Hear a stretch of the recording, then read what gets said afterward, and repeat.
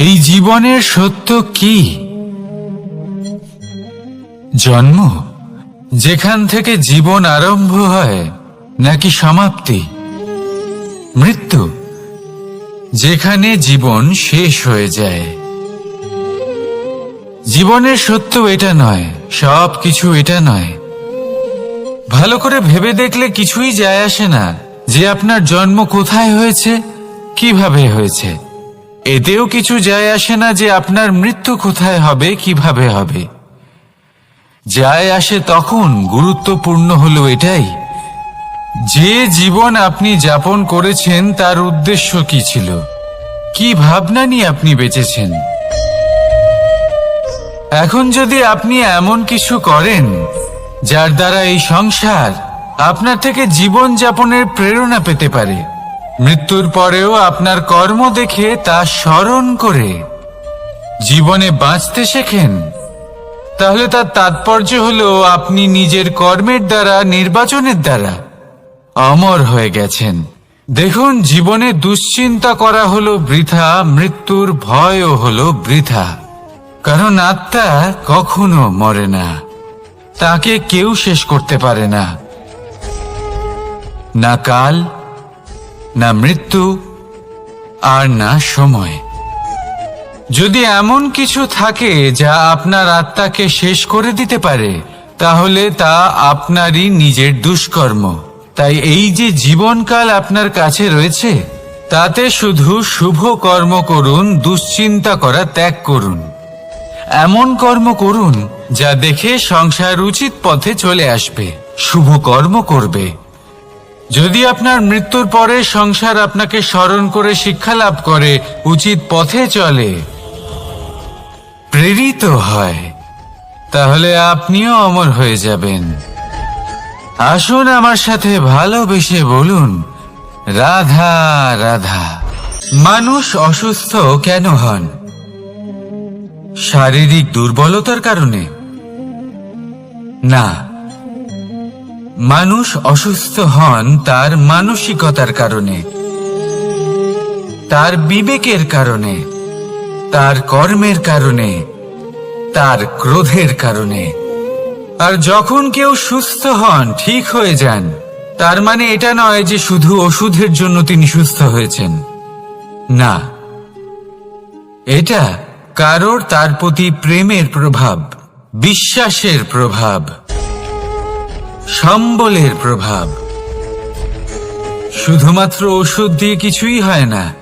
যদি মনে প্রেম থাকে, বিবেক থাকে, বিশ্বাস থাকে, সম্বল থাকে, তবেই সেই ওষুধ কাজ করতে পারে। তাই মনে রাখবেন, এই জীবন হলো অত্যন্ত ছোট। মনে প্রেম ভাব রাখুন, মিত্রতা করুন, শত্রুতা নয়। ভালোবাসুন, বিদ্বেষ নয়। আর এই ভালোবাসার সাথেই বলুন, রাধা রাধা।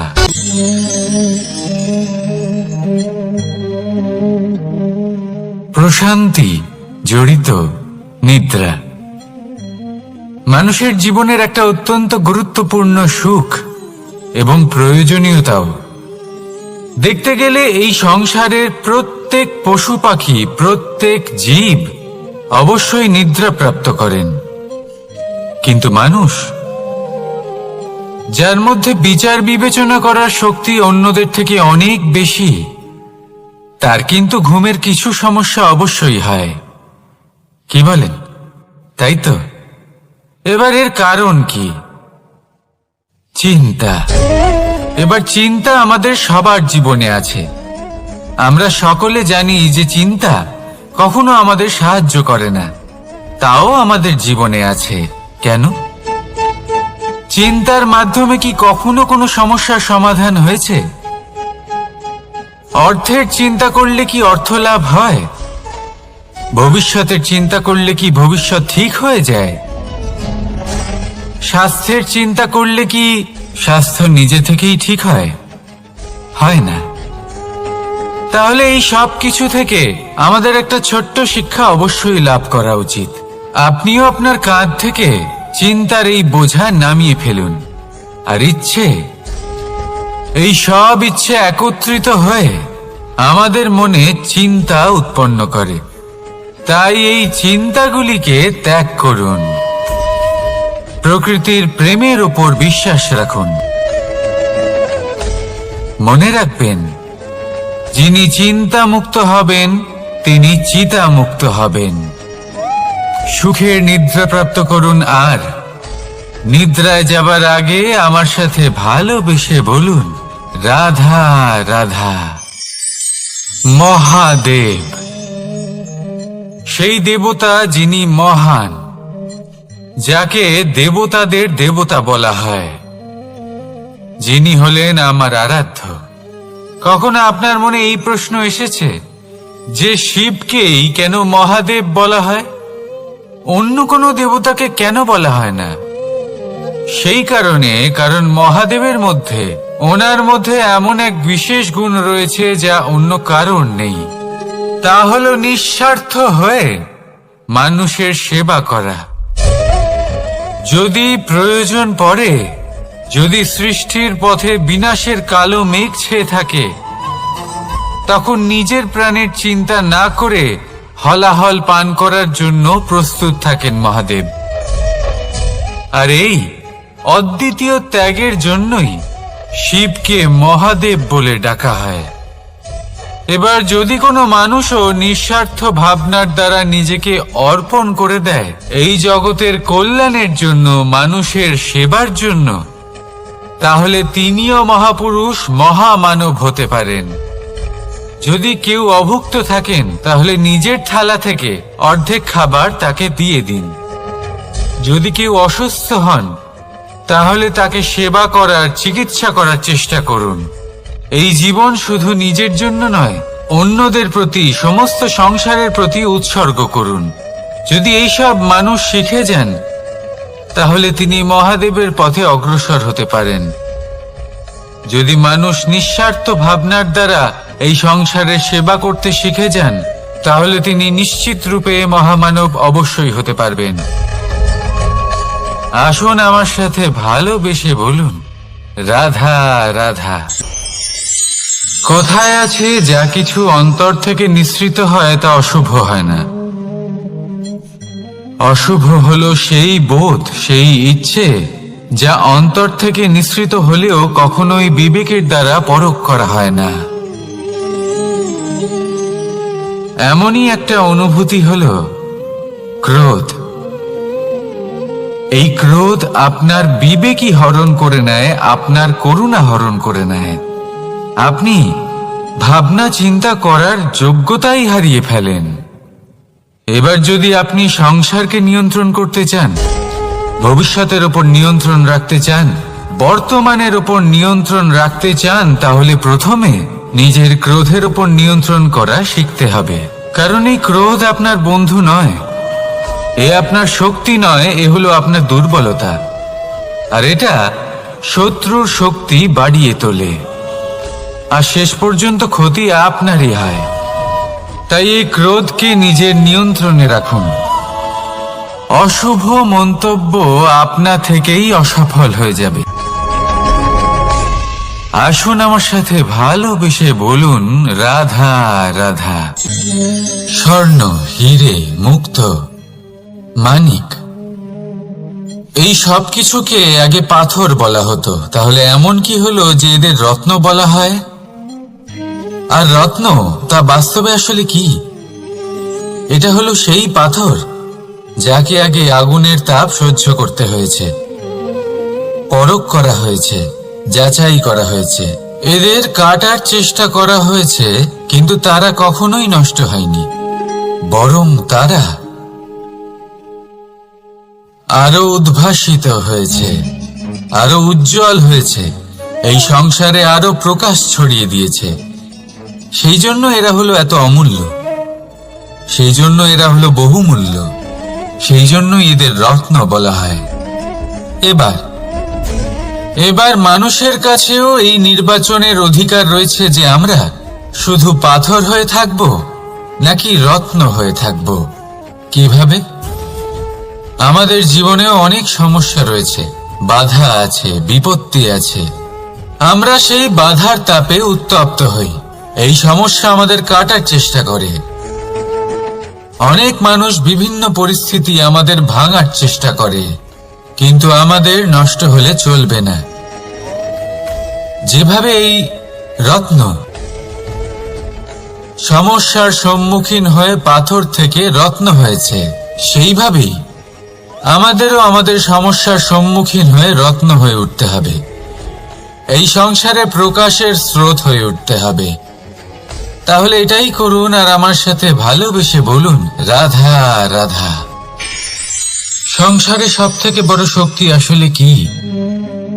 কেউ বলবেন শারীরিক শক্তি, কেউ বলবেন অস্ত্রের শক্তি, কেউ বলবেন জ্ঞানের শক্তি। ঠিক আছে, কিন্তু যদি আমি বলি সংসারের সব থেকে বড় শক্তি হলো শক্তি কোনো এক তথ্যের, আগে হ্যাঁ, তথ্য। এই তথ্য নিজেই কিন্তু খুব শক্তিশালী, অত্যন্ত শক্তিশালী অস্ত্র হলো এই তথ্য। আর সত্যি বলতে অনুচিত তথ্যের থেকে অনেক বেশি ঘাতক হলো অসম্পূর্ণ তথ্য। যেরকম আজ শাম্ব রুক্মির সাথে করেছে, ওকে অসম্পূর্ণ তথ্য দিয়েছে, তার ফলে বিনাশ হলো। যদি এইভাবেই আপনার কাছেও কোনো অসম্পূর্ণ তথ্য আসে, আর যদি আপনি তা পরখ না করে দেখেন, যাচাই না করে দেখেন, আর নিজের কর্ম করেন, তাহলে উত্থানের বদলে আপনি পতনের সম্মুখীন হবেন। বিকাশের বদলে আপনার বিনাশ হয়ে যাবে। মনে রাখবেন একটা অত্যন্ত গুরুত্বপূর্ণ কথা, সঠিক তথ্য পাওয়া সঠিক তথ্য দেওয়ার থেকে অনেক বেশি গুরুত্বপূর্ণ। আশা করি এই কথা আপনি বুঝেছেন। জীবনে যখনই কোনো তথ্য আপনি পাবেন, সেই বিষয়ে ভেবে দেখুন, পরখ করে দেখুন, যাচাই করুন, তারপর নিজের কর্ম করুন। আর আমার সাথে ভালোবেসে বলুন, রাধা রাধা। ধর্ম এবং প্রেম, এই দুই হলো একই মুদ্রার দুই পিঠ। যদি এদের মধ্যে কোনোটা নষ্ট হয়ে যায়, তাহলে দ্বিতীয়টাও থাকে না। কখনো ভেবেছেন এমন কেন হয়? তার জন্য আগে আপনাকে বুঝতে হবে যে ধর্ম আসলে কি। ধর্ম সেটাই যা এই সংসারের প্রত্যেক মানুষকে একে অপরের সাথে সুখ এবং শান্তিতে থাকতে প্রেরণা যোগায়। এই প্রেরণার আধার হলো প্রেম। প্রেম সেটাই যা আপনার মধ্যে অন্য কারোর প্রতি করুণাবোধ জাগিয়ে তোলে, সম্মান জাগিয়ে তোলে। এবার যদি প্রেম চলে যায়, তাহলে সবার আগে বিনাশ হবে সম্মান আর করুণাবোধের। এবার যেখানে না প্রেম রয়েছে, না সম্মান রয়েছে, না করুণা রয়েছে, সেখানে ধর্ম কিভাবে বাস করবে? অশুভ ইচ্ছে জাগ্রত হয়ে ওঠে, ক্রোধ জাগ্রত হয়ে ওঠে, অহংকার জাগ্রত হয়ে ওঠে, আর তারপর আরম্ভ হয় অধর্মের। তাই যা যা ভাবনা আপনার অন্তরে প্রবেশ করছে, করতে দিন, কিন্তু যাই হোক না কেন, এই প্রেমকে নিজের থেকে দূরে যেতে দেবেন না। এই প্রেমকে চিরকাল নিজের কাছে রাখুন, নিজের হৃদয়। আর এই প্রেম ভাব নিয়ে বলুন, রাধা রাধা। এই সংসারে আমাদের জীবনের সব থেকে বড় দোষ কি আপনি জানেন? কেউ বলবেন লোভ, কেউ বলবেন লালসা, কেউ বলবেন অসত্য। দেখুন, দুঃখের মূল কারণ হলো পরিশ্রম না করা। কিছু মানুষ ভাবেন যে আমি জীবনে কোনো পরিশ্রম করব না, অথচ আমি সবকিছু প্রাপ্ত করতে চাই। আর এমন এক কারণের জন্যই দূতের মতো খেলা আমাদের জীবনে প্রবেশ করার সুযোগ পায়। দূত, এই দূত আসলে কি? দূত অর্থাৎ কোনো পরিশ্রম ছাড়াই অন্য কেউ পরিশ্রম করে যা অর্জন করেছেন, যে সুখ সুবিধা অর্জন করেছেন, তা নিজের জন্য শুধুমাত্র একটা খেলার মাধ্যমে নিজের করে নেবার ইচ্ছে। আর এই ইচ্ছে অত্যন্ত বিনাশকারী হতে পারে। এই ইচ্ছে যদি আপনার বিবেক, আপনার মন, আপনার চেতনা, আপনার ভাবনা প্রবাহিত করে ফেলে, তারপরে আপনি চেষ্টা করতে শুরু করে দেবেন, আর সেইখান থেকেই আপনার পতন শুরু হবে। এই চেষ্টা করবেন যে অন্য কারোর জীবনের সমস্ত ধন, তার সমস্ত জীবন সম্পূর্ণভাবে নিজের করে নেওয়া। কারণ প্রথমে আশা জাগ্রত হয়, আর এই আশা হতাশায় পরিণত হতে সময় লাগে না। এই হতাশা কুণ্ঠায় পরিণত হতে সময় লাগে না, কুণ্ঠা লোভে পরিণত হতে সময় লাগে না, আর এই লোভ প্রতিশোধ স্পৃহাতে পরিণত হতে সময় লাগে না। আর যখন এই সব কিছু হয়, আপনি দুষ্ট হয়ে যান। আর সবাই জানেন যে প্রত্যেক দুষ্ট ব্যক্তির পতন হলো অবশ্যম্ভাবী। তাই নিজেকে দূতের থেকে দূরে রাখুন আর পরিশ্রমকে নিজের কাছে টেনে নিন। জীবনে আপনার যা যা স্বপ্ন রয়েছে, যা আপনি করতে চান, শুধুই পরিশ্রম দ্বারা অর্জন করুন। তাহলে তাই করুন, আর আমার সাথে ভালোবেসে বলুন, রাধা রাধা। জীবনে কিছু শেখা অত্যন্ত গুরুত্বপূর্ণ। এবার কি কি শিখতে হবে, সেই সব শেখানোর জন্য অনেক শিক্ষক রয়েছেন, কিন্তু কি শিখবেন না আর কি করবেন না, এটা আমাদের নিজের অভিজ্ঞতা দিয়ে শিখতে হয়। কিন্তু তার মানে এটা নয় যে যদি আপনাকে শিখতে হয় যে আগুনের তাপ কতটা, আপনাকে আগুনের মধ্যে হাত দিতে হবে। না, অন্য কারোর অভিজ্ঞতা দ্বারাও শিখতে পারেন। প্রশ্ন শুধুমাত্র একটাই যে আপনি কি শিখতে চান নাকি চান না। যদি আপনি এটাই ভাবেন যে আমি শুধুই নিজের অভিজ্ঞতা দ্বারাই শিখতে চাই, তাহলে জীবনকাল ছোট মনে হবে, অনেক কিছুই শিখতে পারবেন না। তাই নিজের সাথে সাথে বড়দের অভিজ্ঞতার দ্বারাও শেখা শুরু করে দিন। এই সংসারের অভিজ্ঞতা দ্বারা শিখতে শুরু করে দিন। আর এটা নিশ্চিত রূপে শেখা আবশ্যক যে কখন কি করবেন না, কোথায় থামতে হবে আর কোথায় থামবেন না। তাহলে আসুন আর আমার সাথে ভালোবেসে বলুন, রাধা রাধা। ভোজন। এবার ভোজন সংগ্রহ করার জন্য মানুষ কি না করেন, সব সময় চেষ্টা করতে থাকেন।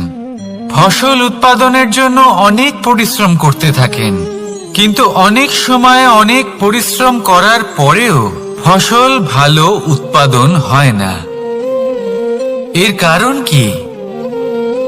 কারণ হলো এটাই যে আপনি পরিশ্রম হয়তো অনেক করেছেন, কিন্তু আপনার নজর তো সেই বীজের দিকে ছিলই না যা আপনি রোপণ করেছেন।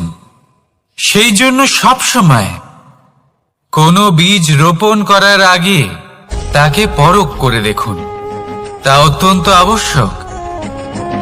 আর সেইভাবেই যখনই কোনো কর্মের প্রশ্ন আসে, তাহলে সেখানে শুধুমাত্র পরিশ্রম যথেষ্ট নয়। সেই কাজের প্রতি আপনার কর্তব্য কি, আপনার উদ্দেশ্য কি, সেটা জানা হলো অত্যন্ত গুরুত্বপূর্ণ। তাই কর্ম করুন, কিন্তু সেই কর্মের প্রতি আপনার যা উদ্দেশ্য তার মাহাত্ম্য বুঝতে চেষ্টা করুন। তাহলে আসুন আমার সাথে ভালোবেসে বলুন, রাধা রাধা। জীবনে যখনই কোনো বস্তু বা সুখ স্বাচ্ছন্দ্য অধিক মাত্রায় আপনার কাছে চলে আসে, তখন নিজেকে শ্রেষ্ঠ মনে করার একটা প্রবণতা দেখা যায়, যা হয় আত্মবিশ্বাসে পরিণত হয়, নয়তো অহংকারে। এবার আত্মবিশ্বাস আর অহংকারের মধ্যে অনেক বড় পার্থক্য রয়েছে। আমি এটা করতে পারি, আমি ওটাও করতে পারি, এ হলো আত্মবিশ্বাস। শুধুমাত্র আমি এটা করতে পারি, শুধুমাত্র আমি ওটাও করতে পারি, আমি হলাম সর্বশ্রেষ্ঠ, এটা হলো অহংকার। এবার এই অহংকারের ধ্বনি অনেক দূর প্রবাহিত হয়, আর এর প্রহার সর্বপ্রথম আপনাকে বিপর্যস্ত করে। এবার এই অহংকার এর বিপরীত শব্দ হলো বিনয় অর্থাৎ নিজের ঊর্ধ্বে উঠে অন্যের বিষয়ে ভাবনা চিন্তা করা, সংসারের বিষয়ে ভাবা। এই বিনয়ী হবার চেষ্টা করুন, একের থেকে অনেক হওয়ার চেষ্টা করুন এবং একসাথে থাকার চেষ্টা করুন। নিশ্চিত রূপেই আপনি বিকাশের কারণ হবেন। মত্ততা থেকে নিজেকে দূরে রাখুন, অহংকার থেকে নিজেকে দূরে রাখুন। এই মন প্রসন্ন হয়ে বলবে, রাধা রাধা। কোনো এক বস্ত্রে যদি ছোট্ট একটা ছিদ্র উৎপন্ন হয়, আর যদি আমরা তার দিকে নজর না দিই, তাহলে সময়ের সাথে সমগ্র বস্ত্র ছিঁড়ে যায় আর কোনো কাজে আসে না। যদি কোনো একটা নৌকাতে ছোট্ট একটা ছিদ্র উৎপন্ন হয়, তাহলে সময়ের সাথে পুরো নৌকাই জলে ডুবে যায়। লক্ষ্যের দিকে অগ্রসর হওয়ার সময় একটা ছোট্ট ভুল আপনি যদি করে ফেলেন, তাহলে আপনাকে তার লক্ষ্যের থেকে দূরে করে দিতে পারে। এমনটা এই সম্পর্কের সাথেও হয়ে থাকে। কোনো একটা ছোট্ট কথা, একটা ছোট্ট মনোমালিন্য যদি সম্পর্কে আসে এবং সেটা না মেটানো হয়, তাহলে সেই সমগ্র সম্পর্কটা অনেক বড় বড় সম্পর্ক ভেঙে যেতে পারে।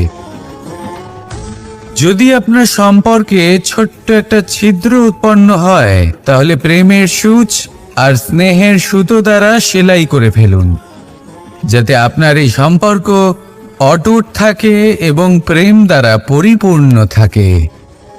আসুন আমার সাথে ভালোবেসে বলুন, রাধা রাধা।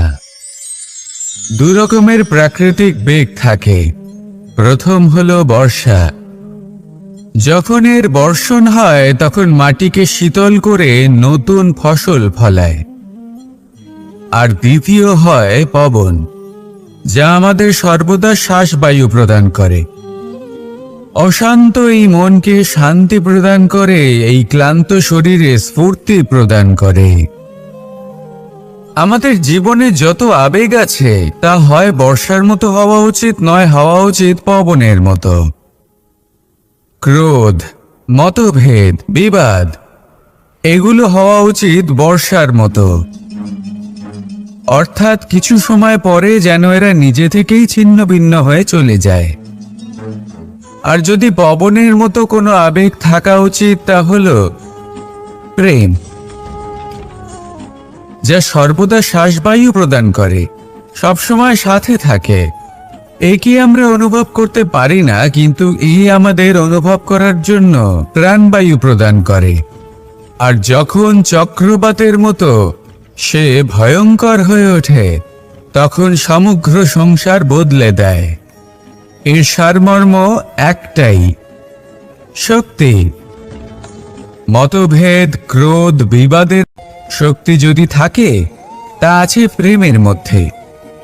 তাই এই প্রেমকে মনের মধ্যে রাখুন আর আমার সাথে বলুন, রাধা রাধা।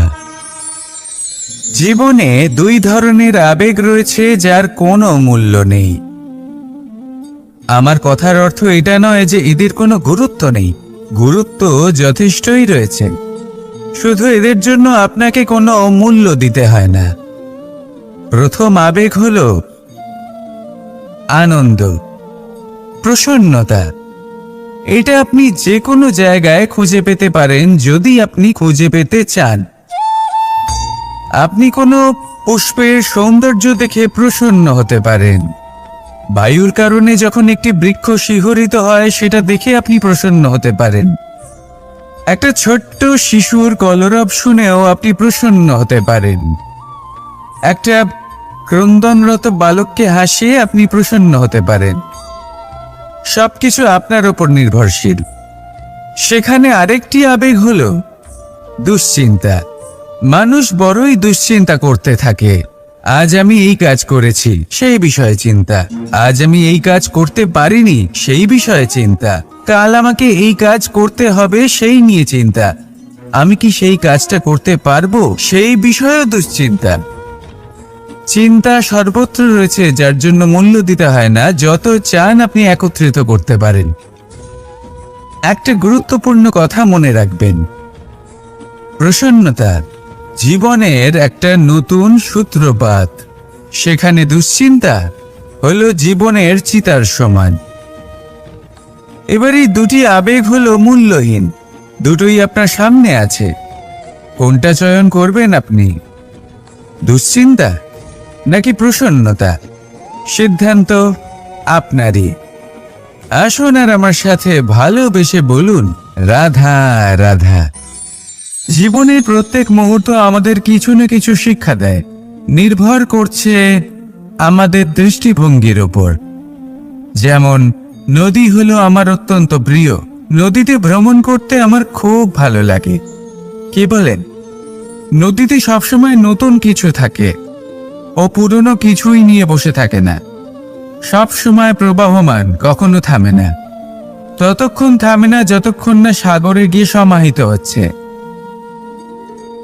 ঠিক এইভাবেই আমাদেরও উচিত নিজের জীবন অতিবাহিত করা, নদীর মতো।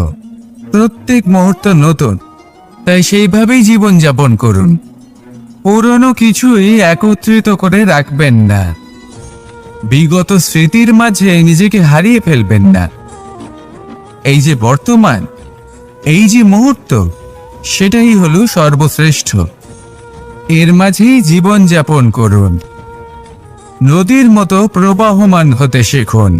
আপনি শিখে গেলে তাহলে মনে রাখবেন, আমার আপনার মাঝে বিচরণ করতে বড়ই ভালো লাগবে। যে ব্যক্তি আনন্দের সাথে জীবনের প্রত্যেকটা মুহূর্ত অতিবাহিত করে কোনো চিন্তা ছাড়াই প্রবাহমান হয়, কখনোই থামে না, যতক্ষণ না মুক্তি লাভ করছেন, এমন ব্যক্তির মধ্যেই রাধাকৃষ্ণ বসবাস করেন।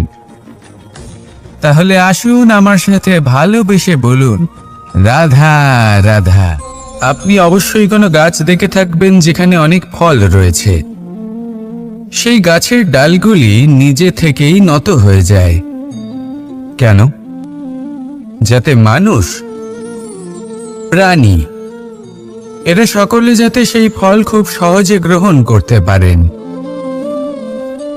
এটাই হলো প্রকৃতির শিক্ষা, এটাই হলো প্রকৃতির নিয়ম। মানুষেরও কিছুটা এরকমই হওয়া উচিত।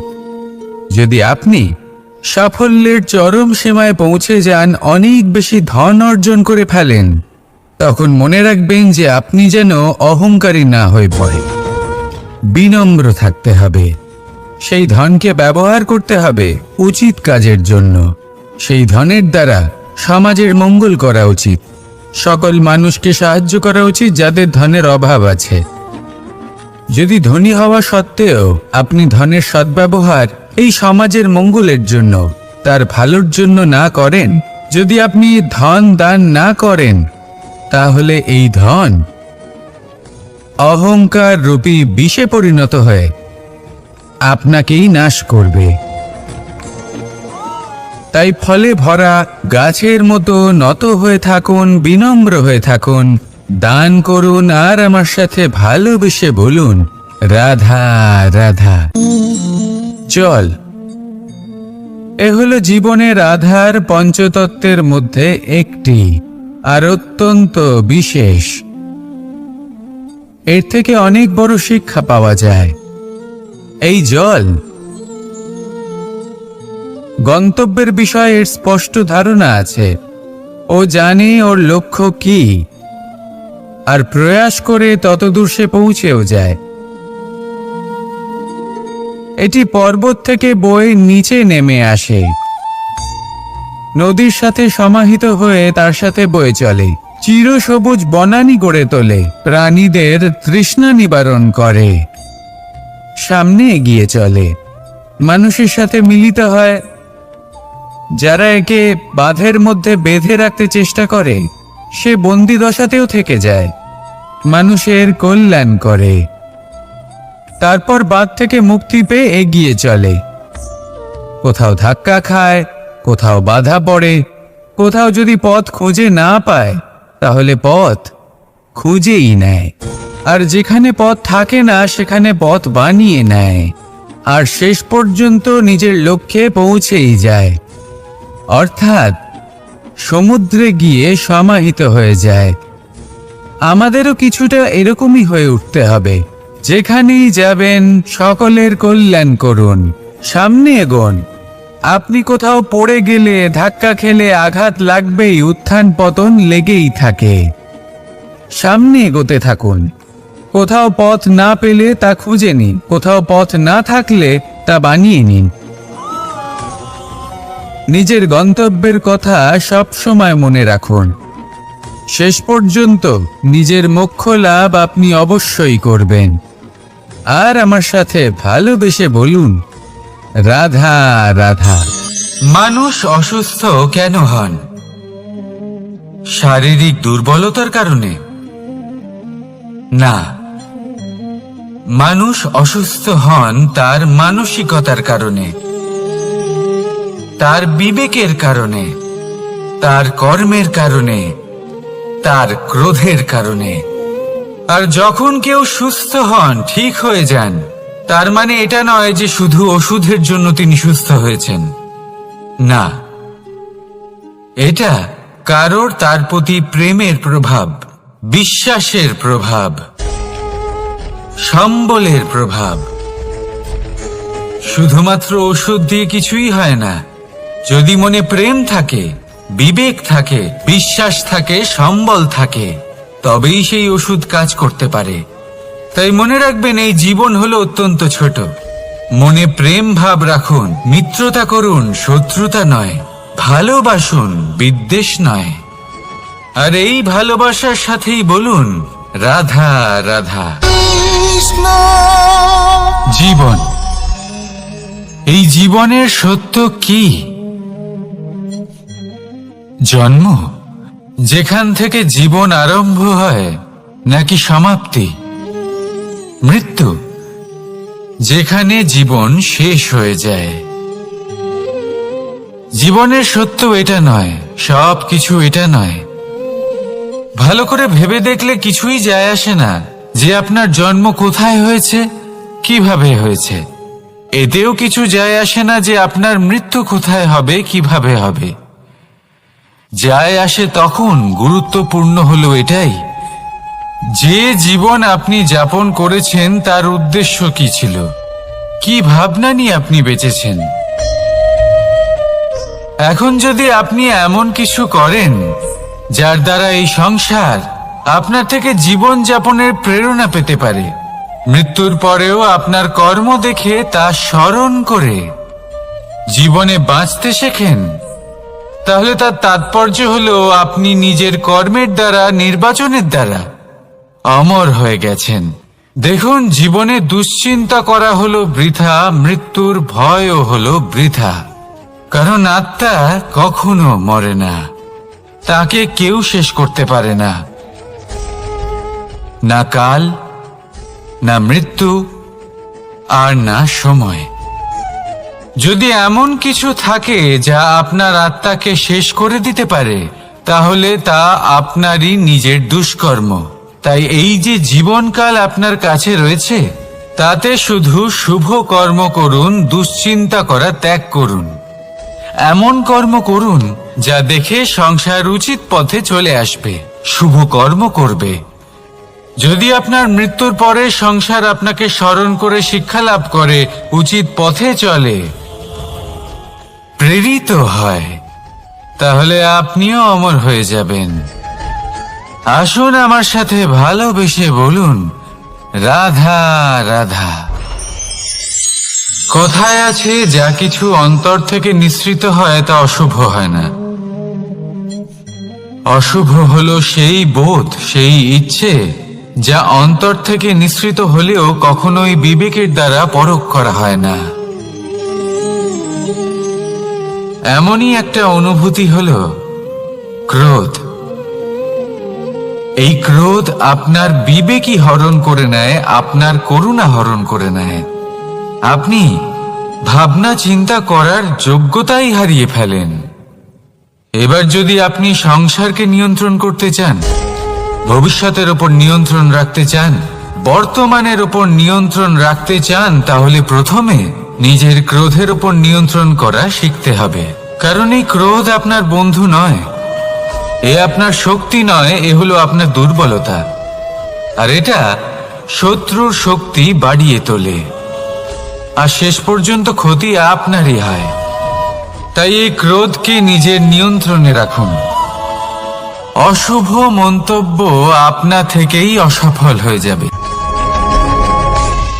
আসুন আমার সাথে ভালোবেসে বলুন, রাধা রাধা।